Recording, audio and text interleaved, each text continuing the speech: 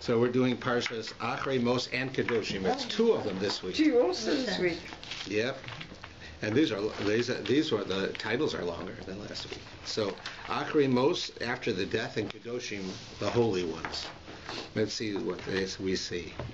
It begins on 6:36. Vayedaber Hashem al Moshe. Hashem says to Moshe, when Acharei Mot shnei bnei Aaron, after the death of the two sons of Aaron. We read about that a few weeks ago.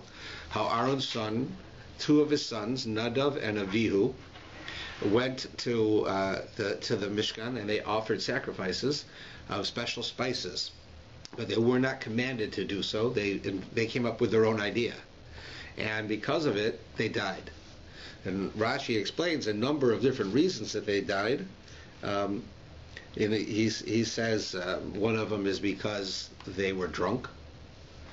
They said they got drunk and they did it. One of them is that they did it without the permission of the elders of Moshe and Aaron. So there's many different opinions. But the one that says that they did it because they were drunk is an interesting one. Because it's like today, you have artists, and a lot of artists will say that if I use various drugs to expand my mind and to affect my vision of reality, I'm a better artist. I play music better, and my artwork is better, or whatever. And it's very common. You hear that a lot. And I believe, although I can't say that I've ever spoken to an artist, but that when they look back on it, they see they were wrong. That while it might be that it does expand their consciousness and opens them to other ideas, when it comes to the actual execution of what they're doing, I think that they come to the reality that it's not true. It might add to their suffering, and that suffering does improve artists, right?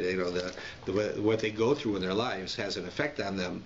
But as far as the drugs or the alcohol actually expanding their abilities to do things better, I think that they would acknowledge in most cases that it's not true, even though they would say when it's happening that it is true.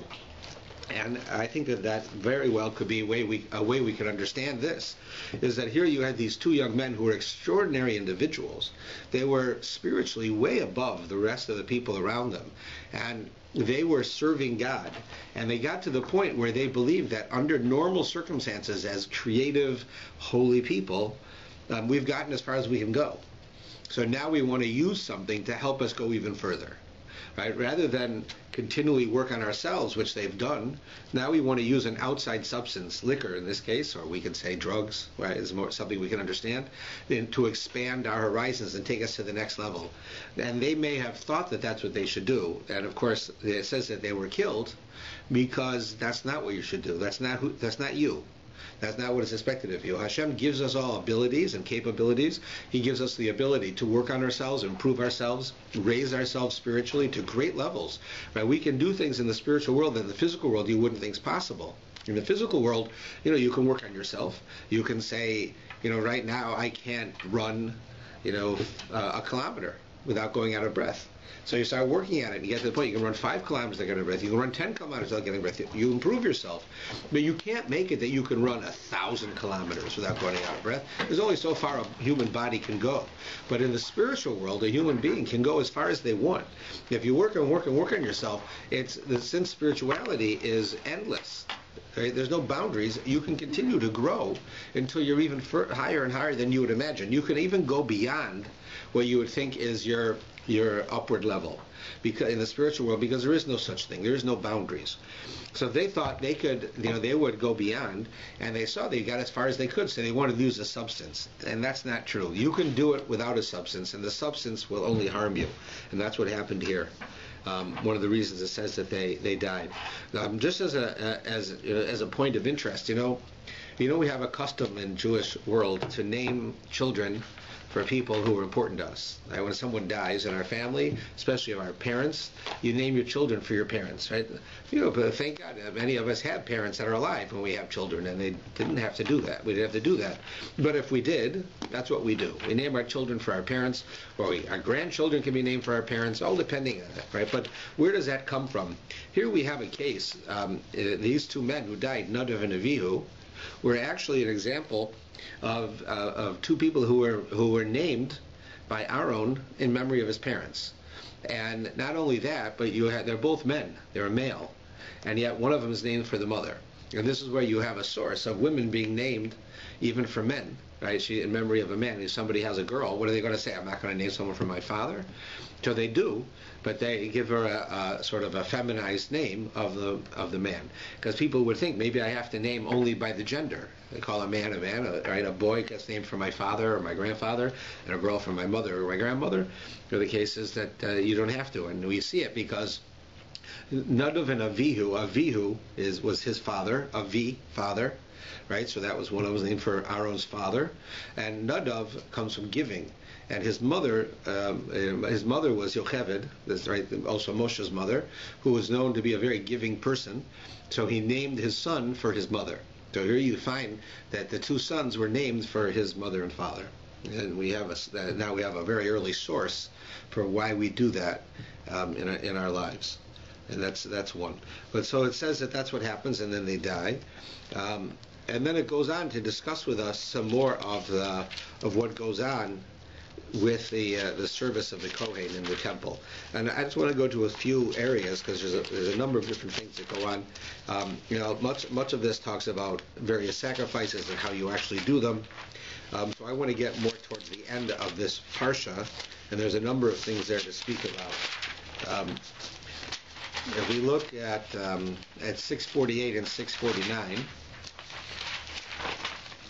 it talks here about that Hashem says to Moshe, if you look like in verse 1 in chapter 18, that's 648 and 649, it says, "Speak to the children of Israel and say to them, I am Hashem your God. Do not perform the practices of the land of Egypt in which you dwelt, and do not perform the practices of the land of Canaan to which I bring you, and do not follow their traditions." So what is he saying here? Both the land of Egypt and the land of Canaan were known to be depraved. The societies that were there were totally depraved. But whatever type of immorality you could do was very common in these places. I don't mean that they necessarily didn't have a legal system. It could be that they didn't steal. It could be that they didn't, take products and not pay for them. Right? That's not what it's referring to. It's talking about the moral level of the people of the society, and there was all types of illicit. Intimate relations that would go on, anything from adultery to inappropriate acts of intimacies. And there was just a total corruption of society, the way they talked, the way they acted, disregard for the importance of human life, and disregard for importance of ethics, of marriage, the importance of marriage, and so forth. So God is saying to us, don't act like the Egyptians, that you were living with them for 240 years. Don't act like them. Don't follow them. And when I take you to the land of Canaan, which is the land of Israel, don't act like the Canaanites, who were also very depraved people. But if you look closely at the statement, it's not really what it says. It says, do not perform the practices of the land of Egypt, and it says, do not perform the practice of the land of Canaan. It doesn't say the Egyptians and the Canaanites. It says the land of Egypt. Like what kind of a practice can a land do? It's ground. It's a country. Like what kind of a practice can the country do? The people in the country can do things, but the country itself doesn't do anything. What does the country do? Right? So some of the commentaries say that this is referring to what I told you is true, but it's also referring to another idea, and that idea is, what was the land of Egypt? The land of Egypt was the most advanced society in the world, but one of the reasons it was is because it was naturally a very good place to live, because you had this basically desert-like country that had this enormous river called the Nile going right through the country, right through the main cities. And the Nile not only was good for transport of goods, but the Nile would every year overflow its banks, and the water would go to all of the land in the area and would nourish the land not only by it being water, right, which is good for it, but also all the minerals and the things that were in the water, from the life that was in the water, the fish that were in the water, the plants that grew in the water. All of that would get absorbed into the earth, and the earth would become very fertile. So that the land of Egypt was a very fertile place. If you're a farmer, that's the place you wanted to be. And therefore, the society was a very affluent society. They were very successful. And through their success, they became corrupt. Because they had so much money, they had time on their hands, they had the ability to buy and to do anything they wanted to do, that in of itself corrupted them. What about the land of Canaan? So we know later on in the Torah where the Jews send spies into the land of Israel, which is the land of Canaan. They find there the Canaanites, and it says that the fruits and the vegetables were so big. The picture that you have when you go to Israel that they use for the tourism department. It has two people carrying a board, and on the board is just one like grouping of grapes. The grapes got to be the size of basketballs at least. Right, and so you have to say, like, those are enormous. And it says that when they went to the land of Canaan, they found fruits and vegetables that were just enormous and that were beautiful. So the land of Israel, or the land of Canaan at that time, was also an extraordinary place to live as far as having access to the ability to grow things amazingly. So here also, just like Egypt, the land of Israel, the land of Canaan, was a place where the land itself made people affluent. Right? If you were a farmer and you lived in the land of Israel, you grow grapes. The grapes would be, you sell those grapes by the pound. You're doing pretty good. One grape is like a basketball. Not like us today. We have to have 200 grapes to be like that. So they had, amazing fruits and vegetables. So again, the world, them being farmers in those days, it was a great place. So again, the society became corrupt because the land made it so easy to live. So it tells us in Pirkei Avos that if you don't have anything to do, right, Pirkei Avos says if a person doesn't have something to occupy their mind will go to depravity. They will start thinking of immoral things. All of us, not just and no one in particular. Any person who has nothing to do, nothing to think about, they will start thinking about things that they shouldn't, and they'll start fantasizing and going and doing things that they shouldn't. That happens if the land was so rich that you didn't have to work. And those two lands are like that. So now when the Torah says, don't go and do the practices of the land of Egypt and the practices of the land of Canaan, it's telling us also, besides what I said before, another very important message. And that message is that we Jews throughout history have learned very well how to live with poverty.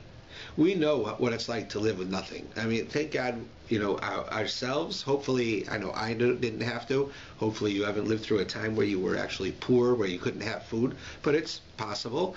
But today, it's certainly not common with the Jewish people. But throughout history, we've had many, many times, many eras, many centuries where Jews were lucky to have enough food to be able to stay alive, let alone to have food that they would enjoy, or all different types of food. But just to have food to live was not something that we could just take for granted. And the Jews who lived through these times of poverty were able to remain, closely affiliated with Judaism, and they stayed with it. So we've learned that even with poverty, even with lacking of things, that to stay attached to Judaism. But the question that comes up is, have we learned that in a time of affluence, when we're wealthy, when we don't have to pray for food, we have food, and we are on a more advanced level, are we also stay steadfast to Judaism? Have we learned to live with affluence like we've learned to live with poverty? And the ability to live with affluence is a very difficult thing. To be able to be wealthy, to not need, right, your basic things of life, and to still stay tied into Torah, into Jewish life, not to become depraved, not to start thinking and acting in a corrupted manner, is not simple. It's a difficult thing. The land of Egypt and the land of Canaan couldn't do that. Because of the land, in both cases, the people there couldn't do it. They all became corrupt. So from here, the Torah is teaching us a lesson. It's telling us when you live in a place where the land is like the land of Egypt and the land of Canaan, where you're living in a place where you don't have to worry about money, right? You don't have to worry about having enough money just to feed yourselves or to have a house. You have that. Then don't allow yourself to become depraved like they did. Right? You should take wealth and use it as a way to bring you closer to God, not to pull you away from God. Right? You don't have to say. People used to say, "I'm a self-made man. I'm a self-made millionaire." Right? That is, I did it myself. Well, that is an example of a person whose wealth is corrupting them, because while what they said is not corrupted, but they're saying, "I did this. God didn't help me." When they're poor, they say, "God, why are you making me poor?" But when they're rich, God didn't make them rich. They did it themselves. Right? It's like the story I've told before. The guy who's got a big business meeting in Midtown Manhattan, and he flies in from Toronto to go to New York, and he gets in New York, and he has to get a cab. to take him to where he rented a car, and he goes and he gets that, and he gets it, he rents his car, and he drives the car to Midtown Manhattan, and he's like 20 minutes early for the meetings. He's great. It's going to be perfect timing. He's right outside the building, and he starts looking for a parking place, and he can't find one. It's Manhattan. Parking is not so simple. He's driving around and around and around, and he realizes if he doesn't park that car soon, he's gonna miss the meeting. He has to find a way. So he prays to God, help me, that I should find a spot. I have to go to this meeting. I flew all the way in. I rented a car. I did everything, and now I'm here, and I can't even get in the buildings. I can't park my car. So he says he goes around the building one more time, and a limousine, which was parked literally in the parking spot right in front of the door of the building, pulls out right as he's about to get in front of the building. And he says, this is great. I got this perfect parking spot, and it's a limousine, so it's easy to get into the spot because they took 2 spots. I only need 1. Right? So he's starting to get up there, and he goes, you know what, God, forget about it. I took care of it myself.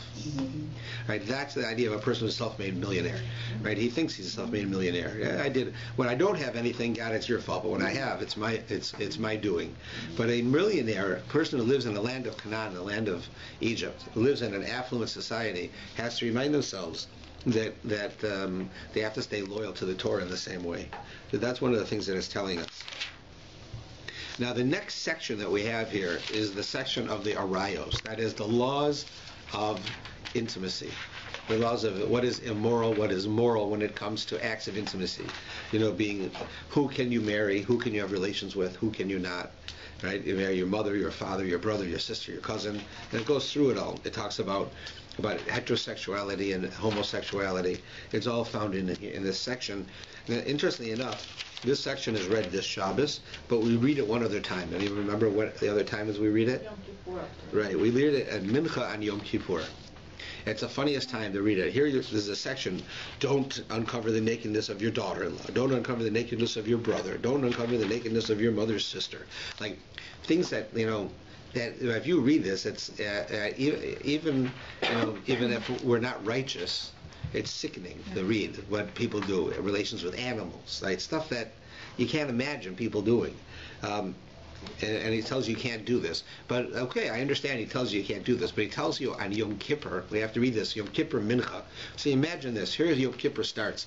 It's the holiest day of the year. You've gone through, starting on Slichas, you went through Slichas, you get up early every day, you go through Rosh Hashanah, and the 10 days of repentance, and finally it comes Erev Yom Kippur. You get yourself all ready for Yom Kippur. You go for Kol Nidre, and everybody's solemn. You go in the morning to shul. You pray for 8 hours from the morning of Yom Kippur till it's now Mincha time, afternoon, right? And so you haven't eaten in like 3/4 of a day. You prayed the entire day. You have done nothing but pray. You're standing in your white clothes, right? And they pull out the Torah and they're going to say, be holy. They're going to say, be close to God. They're going to say how God accepts our repentance. Nope. It says, don't have relations with your mother. Don't have relations with your uncle. Don't have relations with an animal. So what is it telling me? That's crazy. Who crazy guy made the Torah reading talk about that now? Who's thinking about having relations with anybody? That's Yom Kippur. I'm afraid I'm going to die. I'm not thinking about having relations with some family member or some pet. Now, what are you telling me this for? So the point is the Torah is telling us this because that it doesn't want us to be so sure of ourselves. It's what do they say, that the giant who falls down, it's much easier than for a lower person. The higher you are, the easier you fall. Because the higher you get on Yom Kippur, the spiritual levels you receive, the easier it is for you to fall down. You might think right now that what you're reading in here about these crazy things that people do with intimacy, you might think it's absurd. How could you ever imagine such a thing? But a day will come when it'll cross your mind. Right, any one of these things. Not that I'm saying that any one of us would actually practice such a thing, but it becomes, you think you're like an angel today. Well, tomorrow, let's see if you're going to be like an angel. The Torah is reminding us that as high as we get on Yom Kippur, we have something you have to sustain. Because if you fall, you could fall down to this level. Because here's a rule. The Torah, this is written in the Torah. Don't have relations with family members. Don't have relations with animals. It tells you this right in the Torah. Right? So who's it written for? It's got to be written for like these corrupt guys, from 42nd Street. Who's going to read it? But that's not true. You know who it's written for? The people who read the Torah. That's what it's written for. The guy who hang around 42nd Street doesn't read the Torah. He doesn't know what's in it.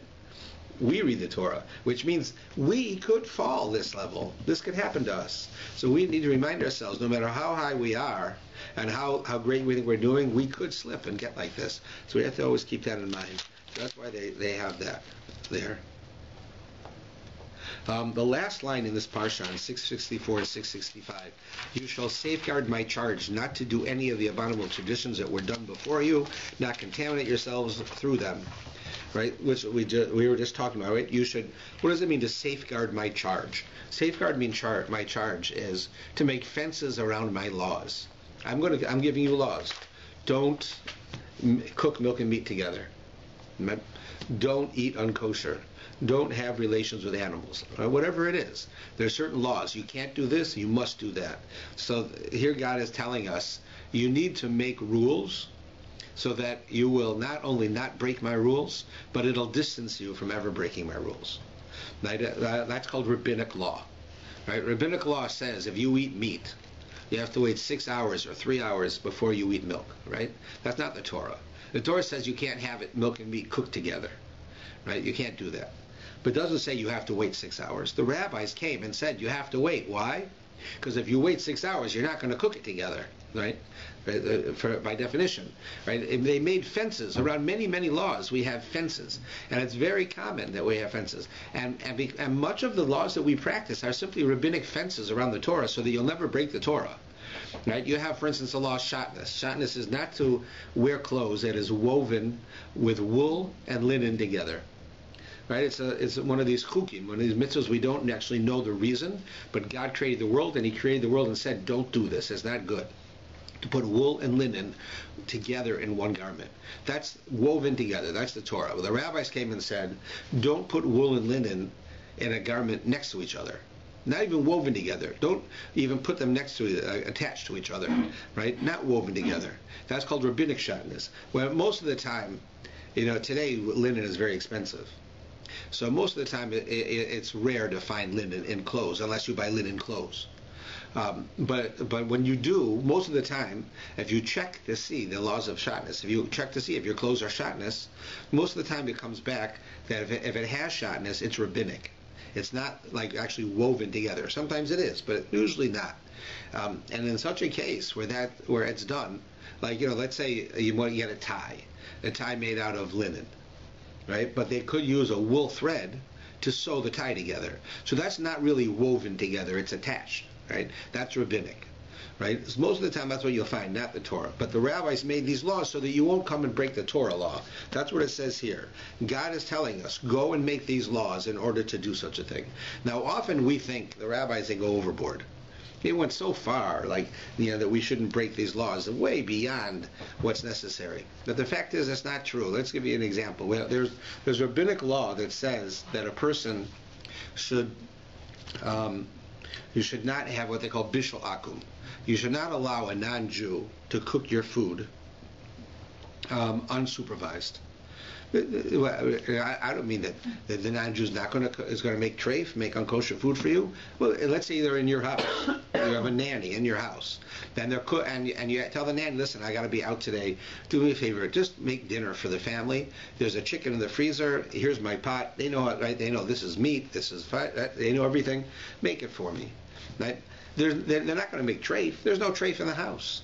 Right? Nevertheless, you can't do it. That's called, and I mean, there's details. So I'm not discussing the law now. I'm just giving you an idea.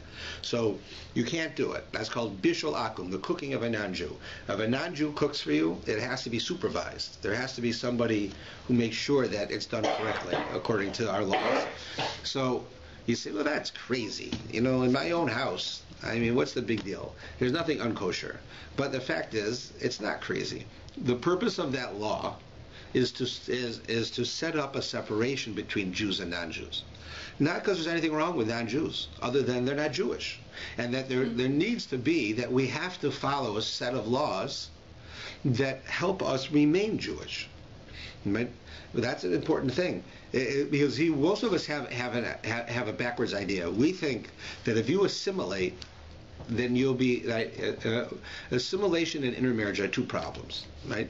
So a lot of people think that if someone intermarries, they're going to assimilate. Right? That's what will happen. If you intermarry, you'll assimilate. You won't remain Jewish, or your children won't be Jewish. The fact is, it's really the other way around, though. It's not that intermarriage leads to assimilation. Assimilation leads to intermarriage. And that's really what happens when. And I don't have it in front of me, but there was a letter once that one of the people I used to study with, he read this letter when he was talking about this, and he told me, he showed it to me. The letter is written by a Reform rabbi, and this Reform rabbi was writing to his community, and he said to them that people, they misunderstand this idea. He said, if I was standing next to a non-Jew, you probably couldn't tell me from the non-Jew. This is the Reform rabbi speaking. He doesn't dress necessarily Jewish. He didn't necessarily have a beard. He didn't wear a yarmulke. Not that they all don't. That's not the case. This person didn't. He didn't wear a yarmulke. He didn't wear tzitzis. He didn't look Jewish. He looked as much Jewish as the football player down the street. He said that wasn't it. He said, and keeping kosher, we don't keep kosher. He says, so the fact is, it's not that intermarriage leads you to assimilation. Assimilation, acting like non-Jews, leads you to intermarriage. He says it's not that it's the other way around. He says people who eat lobster marry people who eat lobster. That's what happens. People who eat stone crabs, he said, marry people who eat stone crabs. Well, you marry people like you, that you associate with, that you're friends with. He says that leads people to intermarriage. You're already assimilated. We're already just like them. Right? So then now we'll intermarry, and then we will no longer have a chance to come back. We'll be gone. That idea is what this is talking about. When it says that the rabbis have to create these fences, the purpose of these fences was to help keep us inside the fence. That was the idea. So the rabbis weren't crazy. They came up with these ideas because they wanted we should be different, right? Like it says, you shouldn't have. We have a law of kosher wine. What's kosher wine? Well, you know what it is? Other than the normal laws of kosher, how often are you going to have pig inside of a bottle of wine? I don't know. It doesn't happen. Kosher wine means that the wine was not handled by a non-Jew, right? Open. Right. In other words, the rabbis made this law. It's not Torah law. The rabbis made this law so that Jews should not have like entertainment with non-Jews in social occasions where they're drinking alcohol, because it'll cause you to intermarry. It'll cause you to assimilate. You'll associate with them all the time. Right? So it says, let's put a little distance there. It's not forbidden. You can associate with non-Jews, but let's just remind you a little bit by making this law that there is a difference. There's nothing wrong with non-Jews. They're not bad people. They're lovely people, and there's nothing wrong with them. But our belief is that Jews have a role in this world, and our role is to lead the rest of the world, not to become the rest of the world. That's the difference. Therefore, the rabbinic law comes to do that. That's what the law of keeping the kosher wine is. It's only a problem to share it with a non-Jew. At that time, it becomes unkosher. But otherwise, it doesn't become unkosher. That's why today, you ever wonder how it was that for so long, all we had for wine, kosher wine, was like this wine that was so sweet and thick, you could put a spoon in it, it would stand up, right? It wouldn't like fall down. And that's because the wine that we had then had to be made by Jews. How many Jews in America knew how to make wine, right? So you had a couple of companies, and they made wine that tastes like Coke. Right? Now suddenly you can get like all this fancy wine, Chateau Lafite Rothschild. You can get all kinds of stuff from all over the world, all kinds of wine. How is that possible? What happened? Jews suddenly became connoisseurs of wine. So the answer is the machines. You can make wine with a machine today. You don't even need people. You just get the people to gather. They grow the grapes. That's fine. Now grapes are grapes. They gather the grapes. That's fine. They throw them in a machine. It comes out in the bottle. It's done. No people touched it. Right? So if no people touched it, so it's kosher. All you got to do is make sure no people touch it until it's cold, until it's sealed. Now it's kosher wine. So you can have any kind of wine. So that's how they do it. Why? Because the whole purpose of it is not for us to socialize totally. Again, it's not because we're better or worse. It's just because the rabbis understood the Jews have a role. We have a job in this world, and we can't do our job if we don't exist. And that's why it tells us there. And that's the section that deals with the whole idea of rabbinic law. We then begin the second parsha, Parshas Kedoshim. which is just the right away in the beginning is a problem. It says, "Ve'adaber Hashem Moshe lemor." God, as always, says to Moshe, "Tell the Jewish people the following: Daberos kol hadas bnei Yisrael." Tell all of the Jewish people. Right? It adds that word, all. Not just tell the Jewish people, tell all of them. V'martaleim, and say the following: Kedoshim tiyu, you should be holy. Ki kadosh ani, because I am holy. Right? So what does that mean? God says, number one, He tells Moshe, tell all the Jewish people, not just some of them. Right? For some reason He's saying all. And then He says, you should be holy because I am holy. So what does that mean? What does holy mean? What does that mean? So Rashi will tell us. Rashi says, Kedoshim to you should be holy. Hayu prushim min ha'orayos min ha'avera. You should be separate from illicit intimacies and from sins. Shekal mokum shata motze geder erva, because every time you break down a fence when it comes to intimacy, ata motze kedusha, you get rid of holiness. Isha zona v'chalala, like a woman who's a prostitute or somebody who's a kohen who doesn't act correctly, so forth and so forth, lose this holiness. I am God who makes you holy. So that Rashi says, what is holiness? Holiness is separation. To separate one, separate yourself from what's wrong, separate yourself from things, makes one holy. Holy is to be separate. So therefore, it says that we get that idea. Now, what else is that? Now, Rashi is not the only opinion. The Ramban says a very different idea, although I don't think it's contradictory, but it is a very interesting idea. The Ramban says that up until this point in the Torah, you can follow the entire Torah and still be a pig. You can eat all day whipped cream all day as long as it's kosher. You can eat as much as you want.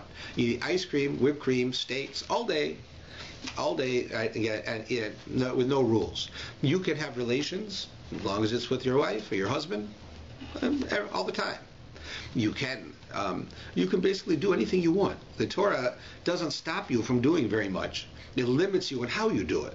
The Torah doesn't say you can't have relations. It says you can't have relations with just anybody. You have to be married. It doesn't say you can't eat. It says you can't eat unkosher, but you can eat kosher, right? So within the rules of the Torah, you can be a pig. Really, you could be a low, uncivilized, boorish person, because the idea of being sophisticated, of speaking in a nice way, acting in a pleasant way, the Torah doesn't say it. And we understand it, but it doesn't say it. So the Ramban says that this line, you should be holy because I am holy, is what tells you you have to use restraint. Your life has to have restraint. You can't sit and have steak 3 times a day. You can't have relations 3 times a day.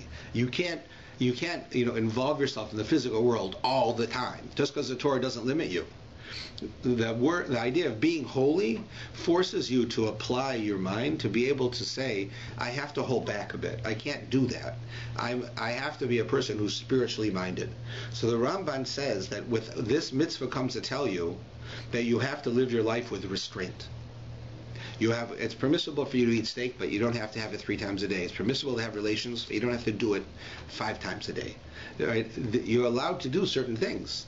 The Torah doesn't forbid it. But do it with restraint. Do it correctly. That's the Ramban's view. So both Rashi and the Ramban disagree as to what this sentence means, but they're both telling you something that's worthwhile.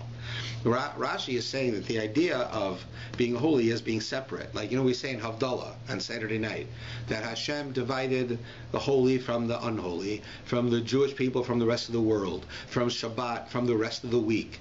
Right? These are all things. He's separate. What is that idea of separating? Separating, if I separate the yolk from the whites of an egg, does that mean that the yolk is better than the whites? No, it's just different. I need the yolk or I need the whites. I don't need them together. That's all I know, right?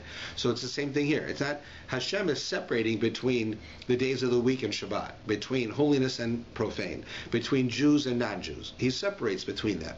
That is holiness. That's not a hierarchy. It's not better to be a non-Jew or a Jew. It's not better to be a weekday than a Shabbos. It's not better to be profane than holy or holy than profane in and of itself. The idea is that by the separation keeps things different.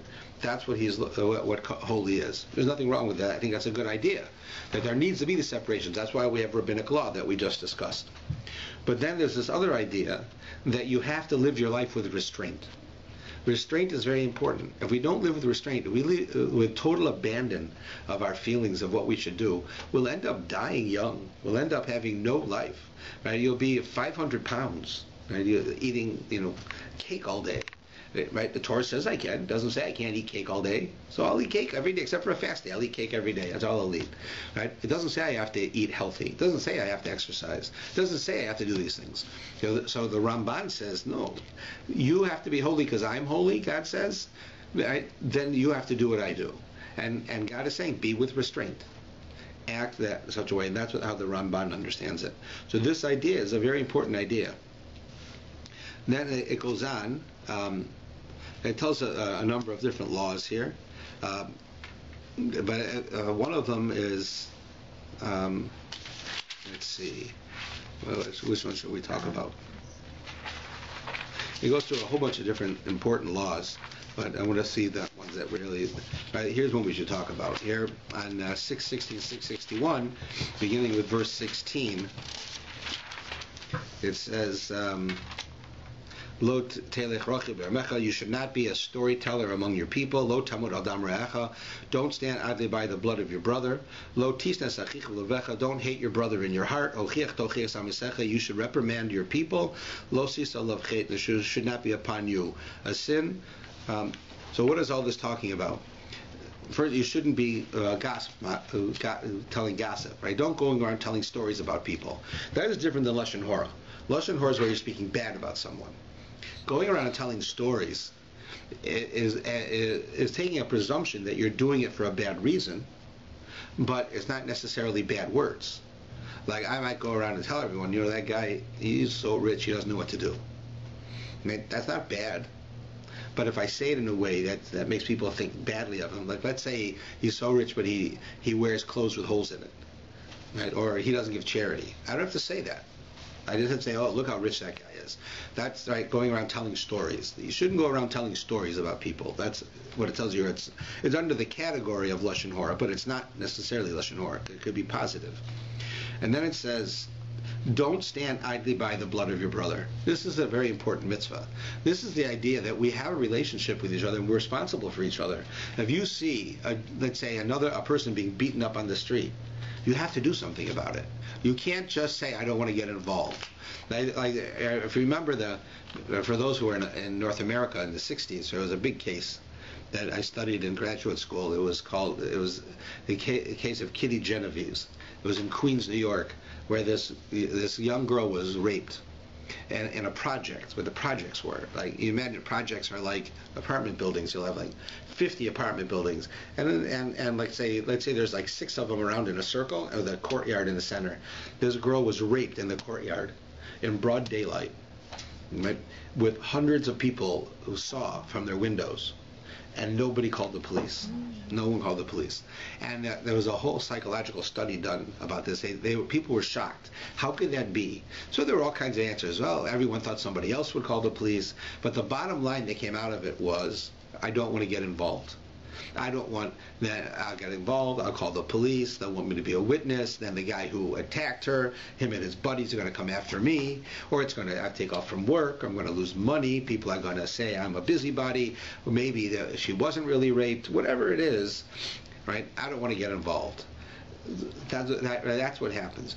That case showed you how sad society can be. And it's happened since. We've had cases right now in the papers of this girl being attacked, right, to the point where nobody does anything about it, so she kills herself. She can't live with herself. I don't know how any of us, I couldn't.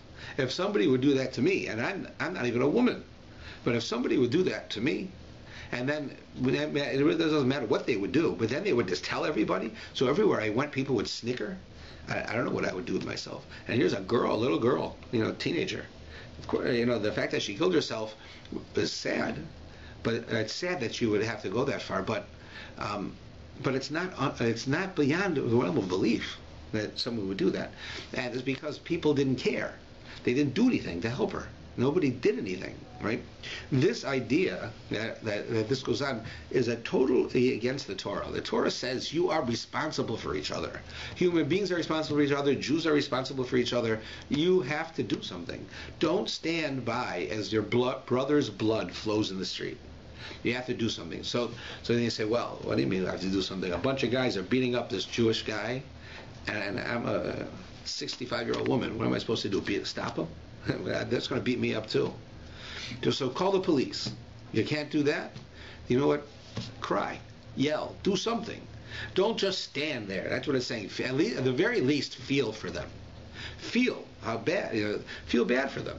That's the very least, but at least you should try to do something. And that's what it's telling us here. You can't just stand by the blood of one's brother. Right? Then it says, do not hate your brother in your heart. You should reprimand your people. So, do not hate your brother in your heart is the idea of holding a grudge.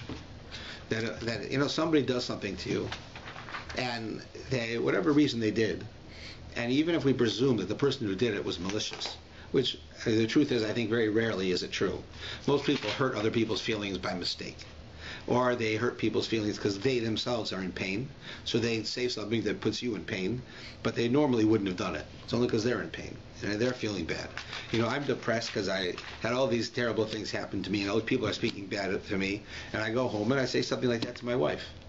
I shouldn't do it, but I'm not doing it because I'm a bad guy. I'm in pain and I make somebody else in pain. That's wrong. So that's what it's saying here.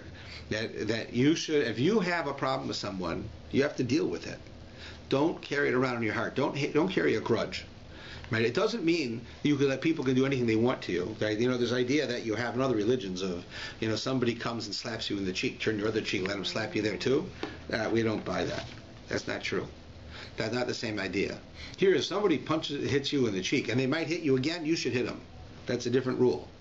But if somebody hits you or somebody hurts you, you have an obligation to tell them, because the ultimate response is almost always going to be that the person's sorry for what they did, and then you won't have a grief with them, and they'll have apologized. And the fact is, if you don't do it, do you know what will happen? The only person who will be in pain is you, because the person who did it to you probably doesn't even know that they made you feel bad. Right? They probably don't even realize it. And you're carrying around inside of yourself, every time you walk into a party and they're there, you got to leave. You feel you can't be in the room with them. They don't even know it. Every time you go to a store and they're there in line, you got to go to the longer line. Right? Right? You have no idea. Right? They have no idea what they've done to you. And we carry it around, so it eats us up. People who carry around grudges, it eats the people up. It eats you up. It doesn't eat up the other person. The other person doesn't know. So that idea, right, it's important that you should always go to the person and tell them, you have to do it correctly, but you did this to me, and and I feel bad because of it. And then give them the opportunity to ask for your forgiveness. Yeah? I just want a clarification about a grudge. Like, let's say you go to a family member and you say, I need some help with, a mutual, person to take care of them. And they say, I don't care, right? Instead of saying, I'm sorry, I'll help you. And so you don't want to, really speak to them. Is that a grudge? Well, if you don't. A grudge is to carry around anger inside of yourself because of it, because it won't do you any good. You can, you're not going to, you don't have to be their friend. You don't have to invite them to your house. But sometimes good fences make good neighbors. But the only person who'll be hurt by the fact that you're angry with them is you, because you're not going to get them to change their mind because you're angry. They're not going to change their mind. They're not going to help you, period. So who's walking around feeling bad? Not them, you. So why should you feel bad? Don't carry it around with you. Right? It doesn't mean you got to associate with them. It doesn't mean you got to be friends. You don't have to invite them to your house. So the point is, you can decide not to speak to them as long as you're not angry. Then that's not a grudge. Well, that's not a grudge, but you should try to make it work out. If you try to make it work out and there's nothing you can do, then you should just distance yourself from them. Just don't associate with them. But you have to make that effort. You tried. Right. You have to make that effort, and it has to be a real effort. And that's why it says the next line is, it says, reprimand your people. Now this is probably, in my opinion, the most difficult mitzvah in the Torah, to reprimand, right, someone, because it's not easy to do. Reprimanding someone is a mitzvah that we could say, using psychological terms, is goal oriented. Is a goal mitzvah. What does it mean? Your goal is to get them to improve. That's your goal. So if you reprimand someone and you do it in a harsh way, they're not going to listen to you. If you reprimand someone and they don't know you, or they don't know that you care about them, or they don't believe you care about them, it ain't going to help. You know, how many times you see it, somebody walks down the street, there's a guy smoking, somebody says, quit smoking, it'll kill you. Do you think what the guy's going to say? Oh, you're right. No one ever said that to me before. The guy's going to look at you like you're crazy and leave me alone. Who are you to tell me to quit smoking? I don't know you. And that's true. It won't help. Right? When you see these types of things going on, it doesn't help. The person who says it to you, you don't think they're saying it to you because they care about you, and they might care about you, but they don't care. But you don't know it. In order to reprimand someone, you have to be goal-oriented. That is, your goal is to get them to stop doing something that's harmful for them. How do you do it? Well, most of the time you can't, because you don't have a relationship with them. You don't believe that they trust you, or that they feel that you care about them, and therefore you can't do it. But if you're in a situation where you have a position of trust, where you're a person that the person knows you care about them, and you reprimand them, then you can get them to change. But most of the time you can't. Like I tell people all the time, if somebody does something that you don't like, rule number one, before you can even think about reprimanding them, do you know what that person's spouse's name is? Do you know what their kids' names are? If you don't know that much, you don't know enough, because that person's not going to listen to you. They're not going to listen. They don't have a relationship with you. You're like a guy on the street walking over to them and saying, stop talking about your wife that way. Who are you to tell me what to do? I don't know you. Right? You probably talk about your wife worse than me. And that's all they'll say. But if it's somebody who you know cares about you, right, feels for you, and you know it, they're a friend of yours, then that person comes to you, you'll listen. Because that's what it means here. You have to reprimand people, but you have to make sure that you accomplish your goal. And that's very important. There's no mitzvah that every time someone does something wrong to yell at them that they're doing something wrong. That's not. Because it's goal-oriented. Do what you need to do to get them to change. If they won't change, then you can't do this mitzvah. You can't do it.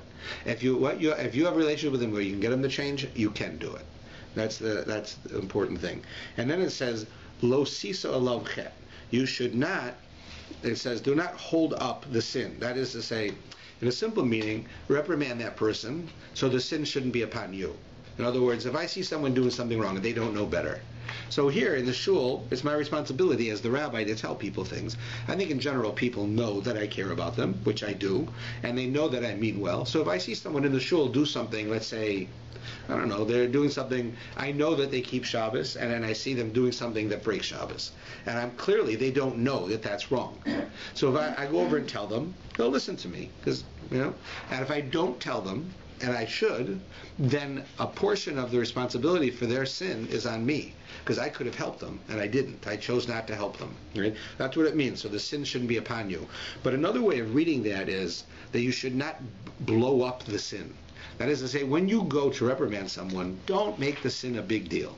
Like, don't go to a kid and say to him, you broke Shabbos? How can you break Shabbos? What's wrong with you breaking Shabbos? How dare you do such a thing? That's making the sin enormous and them small. Don't do that. The way of accomplishing it is very interesting. What you should do is just the opposite. You should say, you're such a sweet person. You're such a nice person, and I know you want to do what's right. How could you have hurt that other person's feelings? How could you just spoke to them like that? You're such a special person. How I can understand how that's possible. It's so below you. Now that person hearing that is going to listen, because I'm saying you're a great person and you're wonderful. I've never seen you do anything wrong that hurt anyone else on purpose. And look what I just saw you do. How could you do that? You're right. It's like one of there's a whole school of philosophy in Judaism that says that we should look at ourselves like royalty. Now, you ever wonder why, when Diana was princess while she was alive, right? Everything she did was in the newspaper. Like, she wore a low-cut gown, right? It was in the paper. You don't think that women all over the world are wearing low-cut gowns? They don't put them in the paper. Why is she in the paper? Because she's royalty, and royalty doesn't wear low-cut gowns. Royalty is reserved. Royalty is modest. They don't walk around half-dressed. And if they would do it, Right? That's why every time that the royalty does something like that, it's in the papers. Charles says something rude. It's in the paper. Why? Because royalty don't do that. Royalty are royalty. And we should look at ourselves in the same way. There's a certain air of being distinguished or being sophisticated that we are required to have as human beings and also as Jews. And therefore, if we look at ourselves in that way and say, like this book says, it says, do you know who you are? You are the children of princes. The Jewish people are the princes, ethical princes of the world. They're the kings and queens of the world when it comes to ethics. You're one of them. You're royalty. How could you, as royalty, go in the street and yell at somebody? Can you imagine if whatever, I don't even know, Prince Andrew would go out in the street and call something, swear at a guy, or get out of his car and yell at some guy for taking his parking spot? Of course he would never do that. Right? He's the prince. The other guy is stupid, but he's the prince. That's how we are. We also should act in such a way. Right? That's what it means. And therefore, when you speak to someone to help them improve, always do it in a way where you build them up. And then the disappointment is, how could a great person like you do something like this? Not, how dare you break Shabbos? Who are you to break Shabbos? Right? That person will say, it's like, they say when a child does something wrong, don't say you're a bad boy. Because then they'll say, well, if I'm a bad boy, I can do bad things. No, you're not a bad boy. You're a good boy who did something wrong. Right? It's the same thing. Adults are no different. They're just big kids. Right? We have bigger egos because we're bigger. So it's the same idea. It says you should do that. Then, of course, it goes on the last line, you should love your neighbor as yourself. I'm going to close with this one, even though there's a lot more. And what's interesting with this is, what does that mean? Love your neighbor like yourself. Like, how do you do that? Like really, what does that mean? That what does that mean to love your neighbor like yourself? I love me? Like, how do I love me? What does that mean? What if I don't love me? Do I have to not love my neighbor? I love my neighbor? That means if I like chicken, he has to like chicken? So if I say, my neighbor had a loss in his family, his father died, I'm going to bring him a meal. Well, I like turkey, so I'm going to give him turkey. Well, what if he doesn't like turkey? Maybe I should give him what he wants. Love your neighbor like yourself. This is what it really means. When all of us, every one of us sees ourselves as good people. That's what we do. That's how you see yourself. What do you do when you do something wrong? What happens? We all do things wrong. What happens when you do something wrong? You excuse yourself. You say, I'm a good person. I just had a bad day.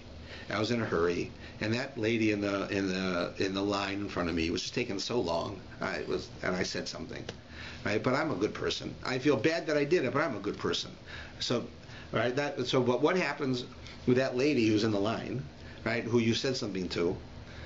What do we think of her? Well, we don't think she's a good person. Because she's taking all this time. She doesn't care about me. She's doing whatever she does. She's good. She's putting her stuff down and going back and getting more stuff and coming back and getting more stuff. And I got to wait for her doing this because she doesn't want to wait in line. So she's shopping while she's in line. I have to wait for her. She's not a good person. Right? So it says, no, love your neighbor like yourself. Look at that other person the same way you look at yourself. If you excuse yourself from doing things wrong, because I'm a good person, it's just I had a bad day. So then look at them the same way. You say, that she's a good person. She's having a bad day. When I go in the line and the woman behind the register says something rude to me, like I'd say, well, I'm buying something from her. Why is she being rude to me? What did I do to her? That's not the right way. The real thing is, she's a good person. Right? She's been working here. Something must have happened today to her to make her do this. She's certainly not being mean because I did something to her. I've only been here for 20 seconds. What could I have done? So it can't be that she's really mad at me. She's a good person. She's probably having a bad day. Right? If you look at other people that way, right, then we are able to accept them and understand them better. That's what it means, love your neighbor like yourself. Like you love yourself and you can excuse yourself, do the same for them. That's really what it's telling us. So I guess we should stop with that. But there are many more. A lot of very interesting mitzvahs between people here. We didn't talk about judging people or anything, and it's too bad. But we need to stop. But if you come on Shabbos, I'll talk about these things. Okay.